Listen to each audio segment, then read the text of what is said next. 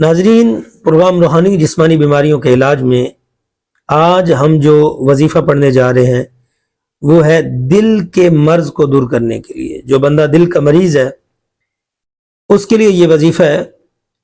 سنیں، سورہ یاسین شریف کو دل کی تکلیف، گھبراہٹ، کمزوری کے لیے پڑھا جاتا ہے، اور اسے کب پڑھنا ہے؟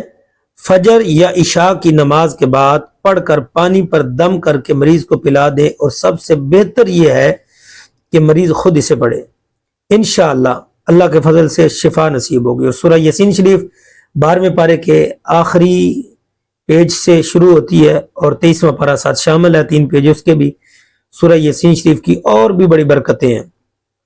ایک روایت میں آتا ہے جو بندہ صبح و سویرے سورہ یاسین شریف پڑھتا ہے، اللہ رب العزت اس کے تمام کاموں میں روحانی فیض اپنی مدد شامل فرما دیتا ہے، یعنی خود اس کے کاموں کا کفیل بن جاتا ہے۔ کیونکہ حدیث شریف میں ہے کہ سورہ یاسین شریف قرآن پاک کا دل ہے، تو جب قرآن پاک کے دل کی تلاوت کریں گے تو انشاءاللہ آپ کے دل کو بھی سکون میسر ہوگا، نہ دنیا سے، نہ دولت سے، نہ گھر آباد کرنے سے، تسلی دل کو ہوتی ہے خدا کو یاد کرنے سے۔